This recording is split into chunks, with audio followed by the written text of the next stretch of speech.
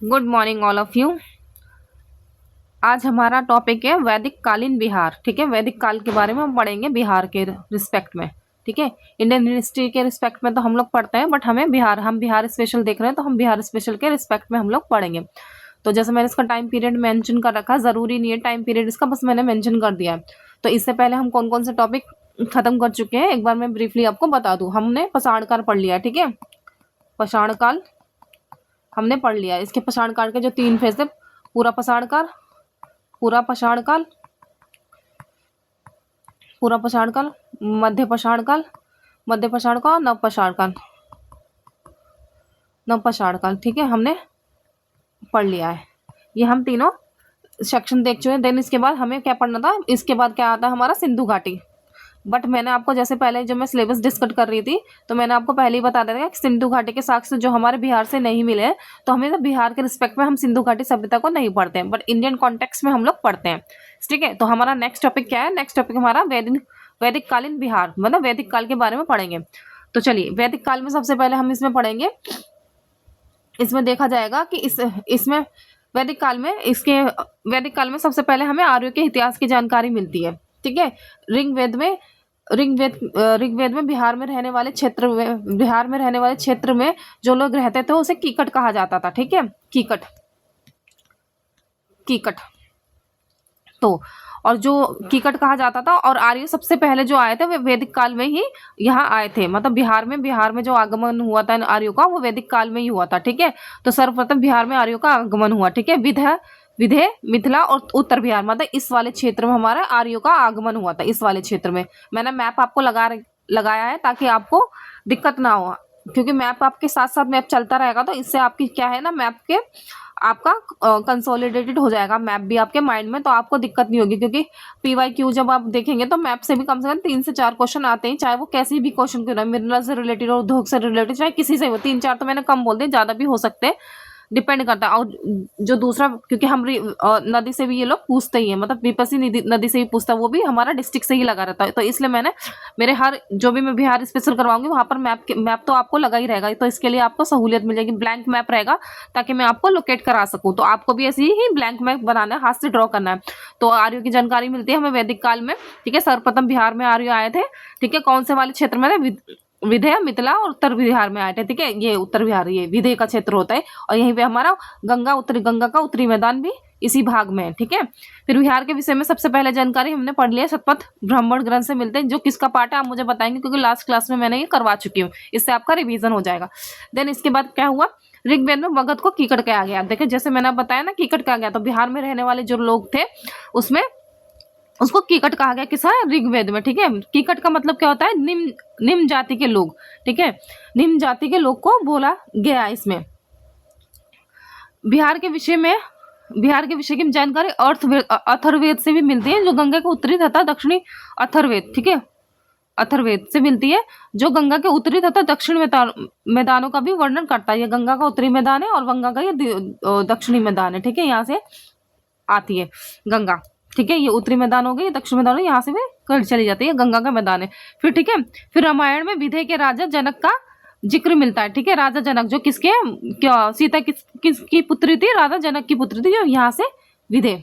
ठीक है, ये विधेय का क्षेत्र, यहाँ से हमें राजा जनक के बारे में मिलती है। जो रामायण क्या है? एक महाकाव्य। ठीक है, इसमें भी हम इसके मैच द फॉलोइंग में क्वेश्चन आ सकता है, इसलिए मैंने इसको शॉर्ट फॉर्म में लिख दिया महाकाव्य। वो पूछ सकता है। ठीक है, क्योंकि बिहार है, कोई सा भी क्वेश्चन वो पूछ ही सकता है। उत्तर बिहार एक समृद्ध भाग था। ठीक है, जिसका प्रशासन हिमालय के तराई तक विस्तृत था। ठीक है, ये हिमालय का तराई क्षेत्र आप देखेंगे बिहार का, आपने इंडिया का मैप देखा होगा, तो इंडिया का मैप जैसे आप देखेंगे तो पूरा ऐसे लगा हुआ, पूरा ऐसे करके लगा हुआ, तो ये पूरा जो भी बेल्ट है ना ऊपर की, ये सारी तराई बेल्ट कही जाती है। जब आपने इंडियन ज्योग्राफी में पढ़ा होगा, तराई, भाबर, ठीक है, ये सारा आपने इंडियन ज्योग्राफी में पढ़ा ही होगा। भाबर बेल्ट है, तराई बेल्ट है, बांगर बेल्ट है, खादर बेल्ट है, ये सारी आपने इंडियन ज्योग्राफी में पढ़ा होगा। नहीं भी पढ़ा है तो आगे हम लोग इसको डिस्कस करेंगे जब हमारा ज्योग्राफी स्टार्ट होगा। ठीक है, ये हमारा, ये किसका था, हमारा वैदिक कालीन बिहार से रिलेटेड है। इसके बस इस इतनी ही इन्फॉर्मेशन मिली है। और इससे जब आप पीवाईक्यू करेंगे तो आपको नोट्स, जैसे मैंने पहले ही बताया, आपको नोट्स वैसे ही बनाने हैं। यहाँ पर अपना मार्जिन छोड़ देना है 47, जो भी आपको 50-40 छोड़ना है वो छोड़ देना। उसके बाद आप यहाँ पे जब हम पीवाईक्यू करेंगे जो भी आपको एक्स्ट्रा इन्फॉर्मेशन मिलेगी वो आपको यहाँ पर जॉट डाउन करना है। बाकी इतनी जानकारी यहाँ से मिली है, मैंने आपको जो बता दिया, ठीक है। तो चलिए हम अब आगे चलते हैं। हम आगे इसमें आगे हम पढ़ेंगे महाजनपद काल, ठीक है। अब मैंने जैसे आपको सिलेबस बताया था कि हम कैसे कैसे प्रोसीड करेंगे, तो आपने नहीं देखा था जो पिछली क्लासेस में मैंने डिस्कस करा, आप जाके वहां से देख सकते हैं। चलिए अब हमारा आएगा महाजनपद काल, ठीक है।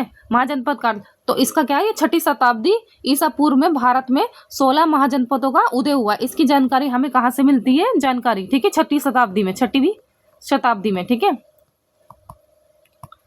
जानकारी हमें कहाँ से मिलती है, अंगुत्तर निकाय। अंगुत्तर निकाय किसका है, बौद्ध ग्रंथ का। और फिर भगवती सूत्र किसका, जैन ग्रंथ का। तो ये मोस्ट इंपॉर्टेंट है। जैसे मैंने यहाँ पर बताया ना, रामायण हो गया, रामायण को क्या कहते हैं, महाकाव्य कहा जाता है, क्योंकि फिल इन द ब्लैंक्स में, sorry, fill in the match the following में वो पूछ सकता है, ठीक है। तो ऐसी जानकारी हमें 6ठी शताब्दी में महाजनपद काल हुआ। तो महाजनपद काल में, महाजनपद काल का मतलब क्या होता है, किसे पहले पहले कुल अलग अलग बटे हुए थे, कुल ये सारे ना अलग अलग बटे। तो वही जब वो कुल एक समूह में आ जाते हैं, जब एक समूह में आ जाते हैं, जैसे ये भारत हो गया, एक समूह में आ जाते हैं सारे कुल, ये ऐसे सारे समूह में आ जाते हैं, तो ये महाजनपद में एक विलीन हो जाते हैं। तो इसी को हम महाजनपद काल बोलते हैं। समूह में रहना, महाजनपद बने, महाजनपद, जन जन जुड़ के महाजनपद बना, इसी को हम समूह में रहना होता है। तो टोटल कितने महाजनपदों का उदय हुआ था, टोटल 16 महाजनपदों का उदय हुआ था, जिसमें से 16 महाजनपद में से 3 बिहार में थे। कौन कौन से थे, इसमें हम देखेंगे। पहले वज्जी था, मगध था और अंग था। बस आपको इतनी जानकारी, मतलब जो मैंने बताया, जो भी मैं डिस्कस कर रही हूँ यहाँ पर, वो भी मोस्ट इंपॉर्टेंट है। जब भी आप कोई टेक्स्ट बुक या कोई भी होगा जिसको अभी कोई भी रेफरेंस बुक पढ़नी होगी, तो आप अपने सहूलियत के लिए पढ़ सकते हैं, मगर सबसे पहले आप लेक्चर देखेंगे, देन उसके बाद आप कोई भी रेफरेंस बुक पढ़ेंगे तो आपके लिए ज़्यादा बेटर रहेगा। तो आप उसको ईजिली समझ पाएंगे, क्योंकि जो बुक की लैंग्वेज होती है ना, बहुत ज़्यादा हार्ड होती है, हमारे ईजी टू अंडरस्टैंड नहीं होती है वो। तो हमें सबसे पहले आप ये लेक्चर देख लें, देन उसके बाद इट्स अप टू यू कि आपको वो रेफरेंस बुक लेनी है या नहीं लेनी है। अगर आप पीवाईक्यू करते हैं तो वहां से जो भी इन्फॉर्मेशन लिखनी है तो जॉट डाउन करना है आपको, आपके नोट्स बहुत कंसोलिडेटेड बन जाएंगे, ठीक है। तो चलिए, इसमें से बिहार में कितने थे, 3 थे, वज्जी था, मगध था और अंग था। चलिए हम इसकी लोकेशन देख लेते हैं, वज्जी कहाँ था। तो जैसे मैंने पहले आपको बताया था कि ये क्या था, विदय का क्षेत्र था, ठीक है। ये विदय का क्षेत्र हो गया, ये हमारा, यहाँ पर हमारा वज्जी हो गया, ये हमारा वज्जी हो गया, ये हमारा अंग हो गया और ये हमारा मगध हो गया, ठीक है। ये हमारा मगध हो गया। तो ये सारे क्षेत्र, मतलब 3 क्षेत्र हमारे बिहार में थे। तो चलिए अब हम पढ़ते हैं वज्जी महासंघ के बारे में, हम पढ़ेंगे, ठीक है। वज्जी महासंघ, महाजनपद, ठीक है, वैशाली और मुजफ्फरपुर में, ठीक है। वज्जी कहाँ पर है, वैशाली और मुजफ्फरपुर में। देख पा रहे हो, जैसे मैंने आपको बताया ना, ये पूरा वज्जी था, यहाँ पर क्या था, वज्जी। तो क्या हमारा ये वैशाली था और ये मुजफ्फरपुर था। यहाँ पर हमारा ये क्या है, वज्जी महाजनपद है, ठीक है। और पहले स्टार्टिंग में ये वज्जी महाजनपद दोनों में एरिया में था, ठीक है। फिर राजधानी इसकी क्या थी, वैशाली थी इसकी राजधानी। और ये इसके अंदर कुल 8 कुल थे, ठीक है। टोटल कितने कुलों का संघ था, इसमें 8 कुलों का संघ था। तो मैंने ये 8 कुल के बारे में लिखा हुआ, वैसे वो इस कुल के बारे में उसने पूछा नहीं, बट इनकेस वो पूछ सकता है, तो इसलिए मैंने यहाँ पर मेंशन कर दिया है आपको। तो क्या पहला क्या है, कुल कौन सा है, इच्छावु, ठीक है, इक्ष्वाकु कुल, वज्जी कुल, लिच्छवी कुल, जातक, ठीक है, विधेय, उग्र, भोग और कुरु। कुल ये 8 संघ है, ठीक है। कुल 8 है, ठीक है, कुल 8 है, मतलब कुल 8 संघ है, ठीक है। तो इसके बारे में ये बताया यहाँ पर, इसमें मैंने आपको बता दिया है।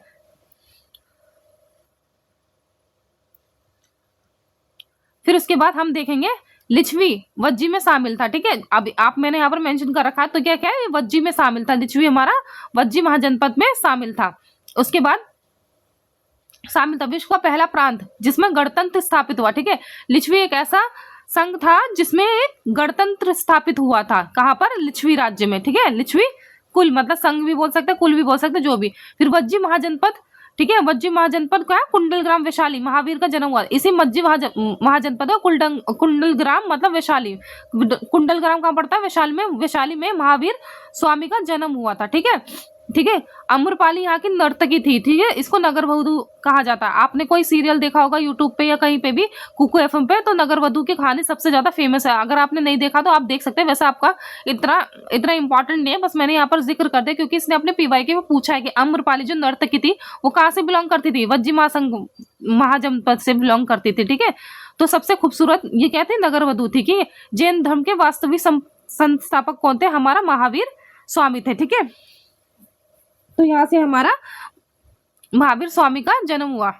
यहाँ पर कहा, कुंडलग्राम वैशाली के पास से इनका जन्म हुआ।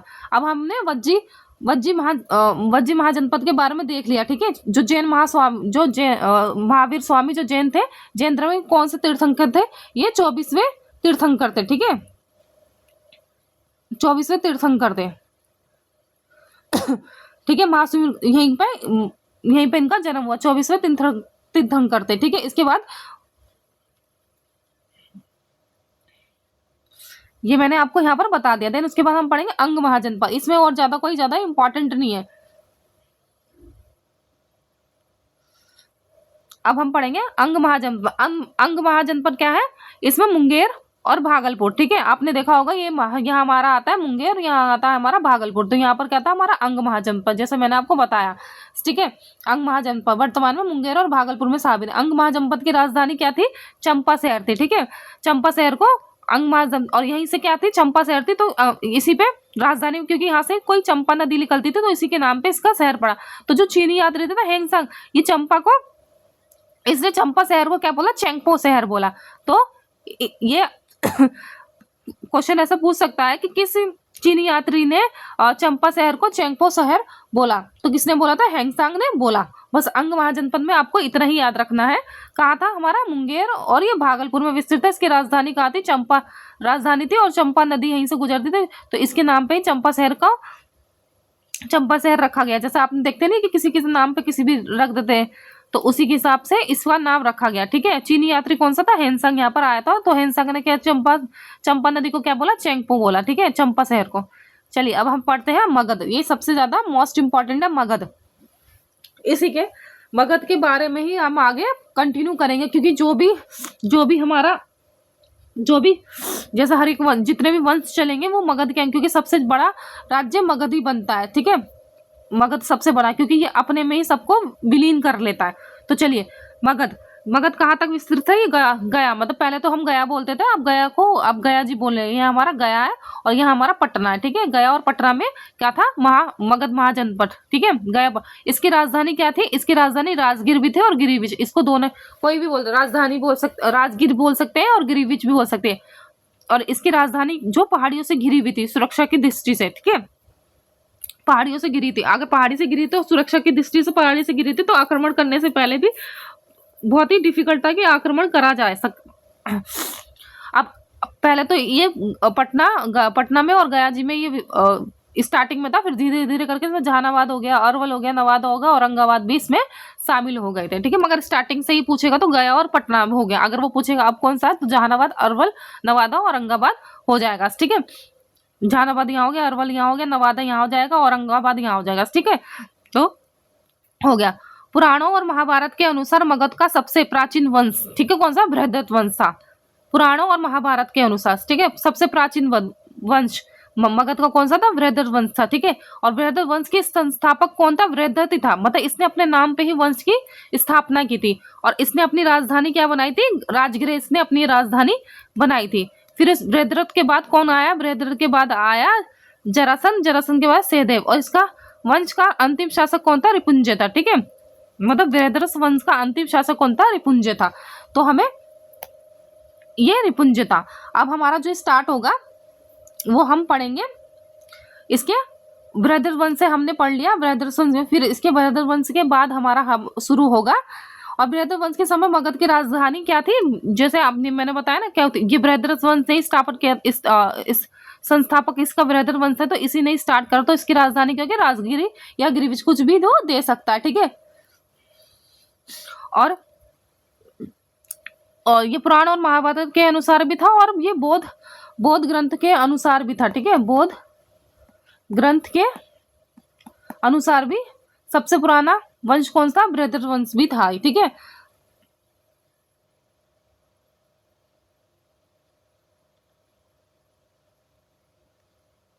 तो हमने ये इसको कंप्लीट कर लिया है। तो हमने आज क्या क्या करा है, बस हमने वैदिक काल पढ़ा, वैदिक काल के बाद फिर हमने महाजनपद के बारे में पढ़ा। महाजनपद के बारे में पढ़ने, महाजनपद में हमने कितने कब पढ़े, 16 महाजनपद थे। 16 महाजनपद में से 3 महाजनपद हमारे कहा था, बिहार में था, वज्जी, मगध और अंग। सबसे ज्यादा मोस्ट इंपॉर्टेंट क्या था, मगध ही सबसे ज्यादा सुपीरियर, यही भार मतलब सबसे बड़ा यही बनेगा, यही ये सबको जितने भी थे ना सबको अपने में विलीन कर लेगा, मगध महाजनपद। ठीक है, जब आप इन इंडियन हिस्ट्री में पढ़ेंगे तो आप इसमें और ज्यादा विस्तृत से पढ़ेंगे, मगर बिहार के प्रोस्पेक्टिव से हमें इतना ही सफिशिएंट है। जब हम PYQ करेंगे तो उसमें से और आप अपनी इन्फॉर्मेशन को इनकलकेट कर सकते हैं। बाकी हमने फिर ये पढ़ लिया वज्जी महाजनपद, फिर अंग महाजनपद में इतना ही था और ज्यादा था नहीं। फिर हमने मगध जनपद पढ़ा, जो हम पुराणों महाजनपद के अनुसार हमने प्राचीन बृहद्रथ वंश का है, और बौद्ध ग्रंथ के अनुसार वो जो प्राचीन वंश था वो कौन सा वंश था, हर एक वंश को बोला जाता है ना, बौद्ध वंश के अनुसार हर एक वंश था, सॉरी हर एक वंश था बौद्ध ग्रंथ के अनुसार। बाकी पुराणों और महाभारत के अनुसार कौन सा था, ये हमारा था बृहद्रथ वंश। और जरासंध सबसे प्रतापी शासक था, इसमें सबसे प्रतापी शासक, इस वंश का सबसे प्रतापी शासक ये था जरासंध। और वर्तमान में बिहार के राजगीर में जरासंध के अखाड़ा का भी प्रमाण मिलता है। ठीक है, जरासंध हो गया ना, अखाड़ा का भी प्रमाण मिलता है इसके, कहा बिहार के राजगीर में। ठीक है, जरासंध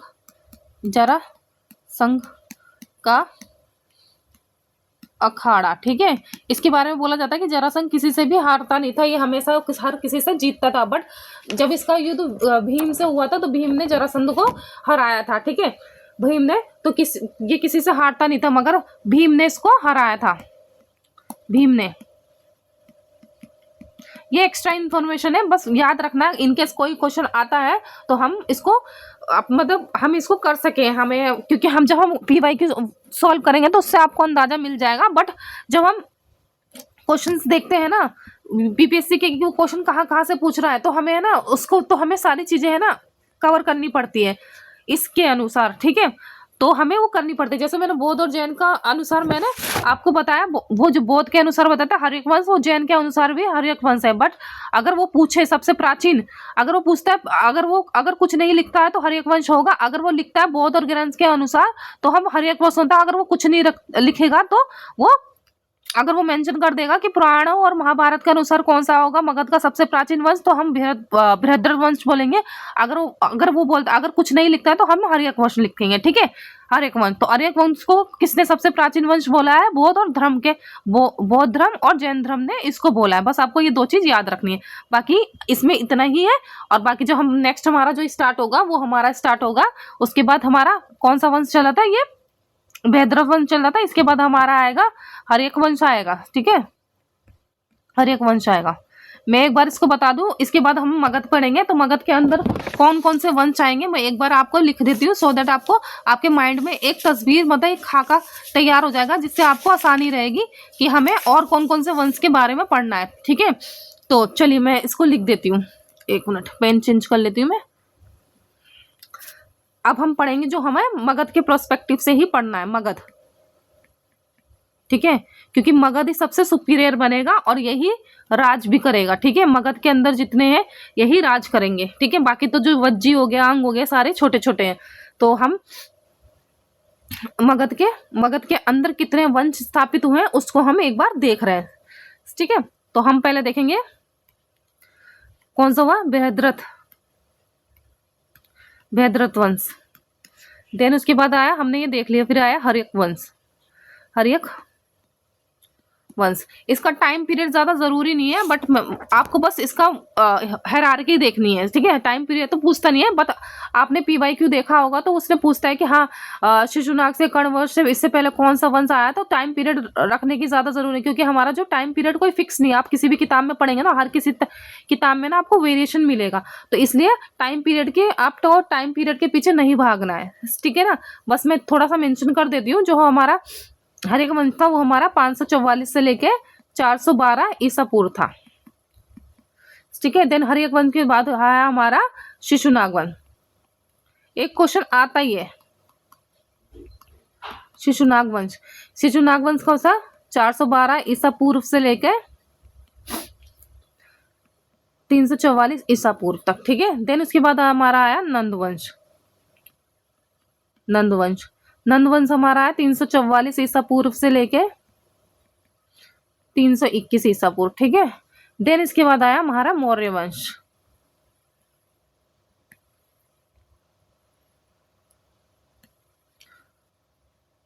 देन आएगा हमारा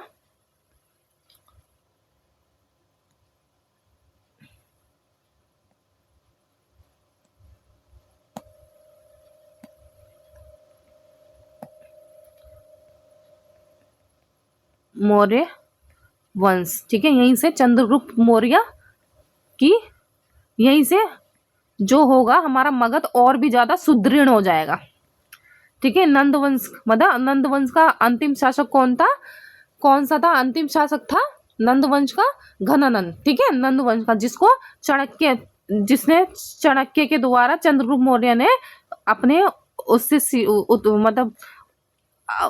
मतलब उसको अब मतलब सत्ता से विस्थापित करा था, ठीक है। देन उसके बाद आएगा हमारा शुंग वंश। शुंग वंश के बाद आएगा कर्ण वंश।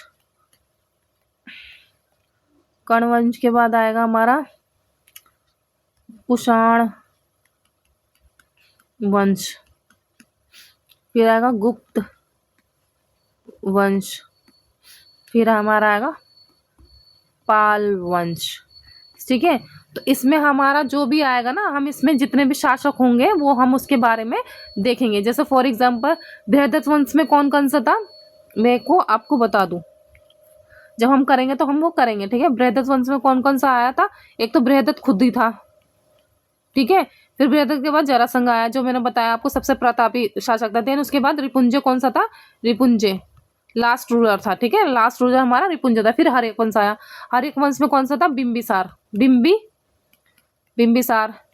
फिर बिंबिसार के बाद आया अजात शत्रु, अजात शत्रु के बाद आया उदयन, उदयन के बाद आया नागदशक, ठीक है। नागदशक, ये कितने कितने हुए, ये 4 हो गए। देन उसके बाद शिशुनाग वंश आया। तो शिशुनाग वंश में कौन सा है, शिशुनाग खुद हो गया, शिशुनाग खुद हुआ।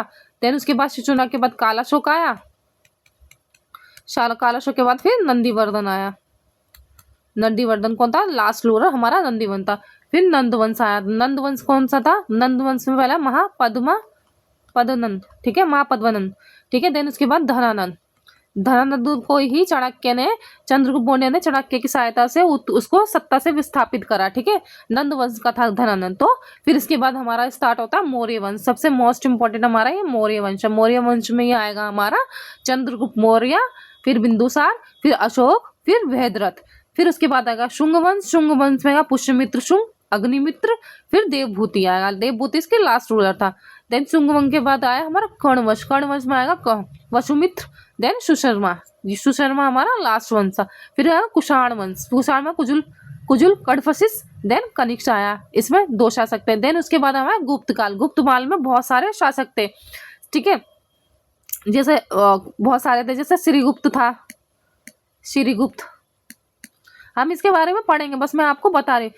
श्रीगुप्त हो गया, घटोत्कच हो गया, चंद्रगुप्त वन हो गया, समुद्रगुप्त आया, फिर रामगुप्त आया, फिर उसके बाद चंद्रगुप्त द्वितीय आया, फिर कुमारगुप्त आया, फिर स्कंदगुप्त आया, फिर विष्णुगुप्त आया, ठीक है। विष्णुगुप्त का लास्ट रूलर था। देन उसके बाद हमारे पास पाल वंश आया। पाल में हमारा गोपाल आया, फिर धर्मपाल आया, फिर देवपाल आया। 3 शासक थे। तो ये सारे शासक के बारे में, मतलब जितने भी शासक थे, तो इसके बारे में हम लोगों को पढ़ना है, ठीक है। ये मैंने आपको बता दिया। तो आप इसको जब मैं कराऊंगी तो आपको क्या करना है, मैं लास्ट में इसका लिस्ट बनवा दूंगी। फिलहाल के लिए मैंने आपको इसको इसमें बता ही दिया है, बट मैं लास्ट में बता दूंगी। जैसे मैंने ये बताया ना, इसके सारे रूलर्स के नाम लिखवा दूंगी, तो आपका एक फ्लो चार्ट बन जाएगा, जिससे आपको इजी रहेगा याद करना। क्योंकि एक क्वेश्चन तो आता है कभी कभी, 1 से लेके वो 2 क्वेश्चन भी पूछ सकता है, तो हमारे लिए फायदा है, क्योंकि इतना ईजी चीज है, हमको इसको रिकॉल करना है। तो बस आज का लेक्चर हमारा यही है, और नेक्स्ट लेक्चर हमारा जो स्टार्ट होगा वो हर्यक वंश से स्टार्ट होगा, ठीक है। हर्यक वंश से हमारा स्टार्ट होगा, तो हम इस पे आगे लेक्चर स्टार्ट करेंगे। अब हमारा जो होगा, इसके बाद मैं अब ये बिहार स्पेशल के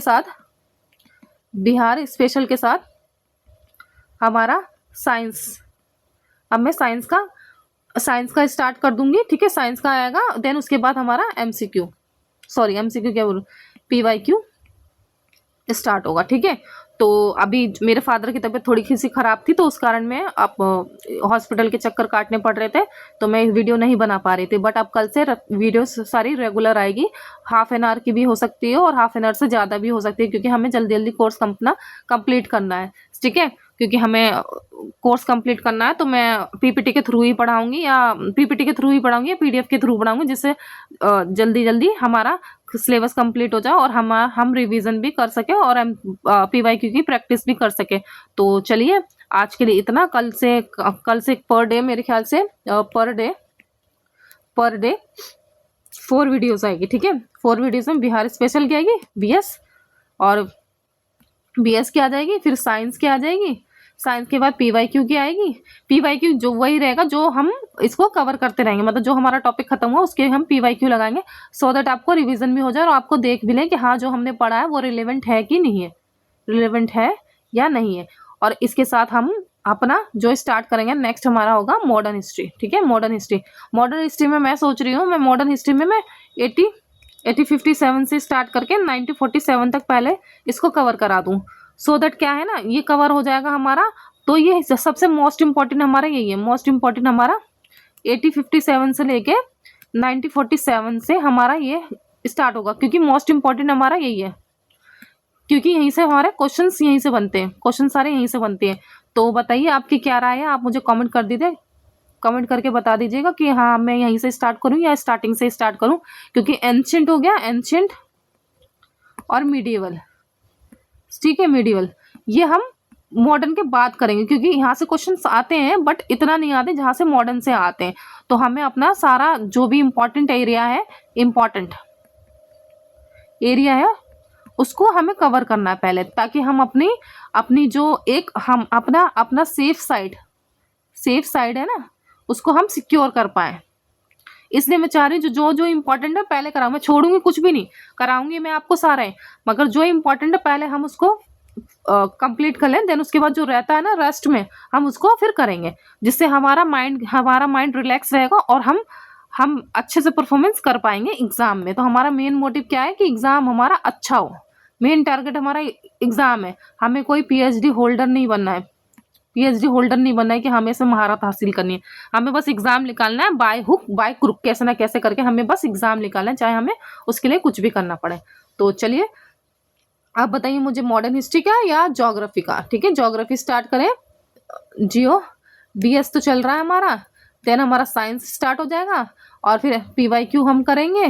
पीवाईक्यू के साथ मैं मॉडर्न हिस्ट्री सोच रही हूँ। ठीक है, मॉडर्न हिस्ट्री या ज्योग्राफी, आप मुझे दोनों को कमेंट करके बता दीजिए कौन सा स्टार्ट करूँ, मॉडर्न करूँ या ज्योग्राफी करूँ। बाकी वो 3 तो हमारे स्टार्टेड, पर डे की हमारी 4 लेक्चर आएंगे। ठीक है, तो आपको क्या करना है, बस इसको ध्यान से देखना है। पहले आपको क्या करना है, जैसे मैंने आपको बताया ना, फर्स्टली आपको क्या करना है, थोड़ी लेक्चर थोड़ा बड़ा हो जाएगा बट मैं नेक्स्ट टाइम से नहीं होगा, बस मैं आपको बार बार रिमाइंडर लाती हूँ, ताकि जो भी इस चैनल पे नया आया उसको, अगर वो फर्स्ट टाइम ये वीडियो देख रहा है तो उससे पहले वो पीछे की सारी वीडियोस देख ले, तो उसको एक आइडिया मिल जाएगा कि हम ये कैसे प्रोसीड कर रहे हैं। तो पहले सबसे पहले आपको क्या कह रहे हैं, लेक्चर देखना है, अपनी सारी ज्ञान इंद्रियों को खोल के सिर्फ पहले लेक्चर को सुनना है, ना कॉपी उठानी, ना पेन उठाना, कुछ भी नहीं। फिर नेक्स्ट टाइम जब दोबारा से आप ये लेक्चर देखेंगे, फिर आपको नोट्स बनाने देन उसके बाद नोट्स जब आपके रेडी हो जाएंगे तो आपको इतना मार्जिन छोड़ना है, 40 से 50% आपको मोर मार्जिन छोड़ना है। देन उसके बाद जब आप रिवीजन करेंगे 3rd टाइम, तो आप वीडियो चला के और उसको पढ़ते हुए वीडियो चलाएंगे और अपने नोट्स को हाईलाइट करते जाएंगे और वीडियो को सुनते जाएंगे, जहाँ जहाँ से जो जो लिखा हुआ है। इससे आपकी रिवीजन कम से कम हमें एक सब्जेक्ट पे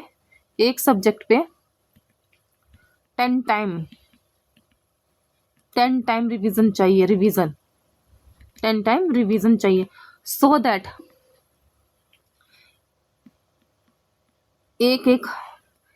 each point should be remember. ठीक है, हर एक पॉइंट हमें याद होना चाहिए, ताकि सो दैट जब हम एग्जाम में बैठे तो हम 1 शॉट में ही वन शॉट में ही पेपर को क्रैक कर लें। ठीक है, हमारा कॉन्फिडेंट भी स्ट्रांग रहे। समझ गए? इसके लिए हमें 10 time revision revision revision revision revision से अलावा और कोई साधन नहीं है। रिवीजन करना है, रीड, पहले क्या है, लिसन, फिर राइट, फिर रीड, फिर प्रैक्टिस। यही हमारी कोशिश है। ठीक है, बस तो चलिए आज के लिए इतना ही। Thank you so much. अगर आपको इन्फॉर्मेशन इन्फॉर्मेटिव लगी हो तो मेरे चैनल को सब्सक्राइब करिए, लाइक करिए और मेरा हौसला अफजाई करिए। ठीक है, तो थैंक यू सो मच।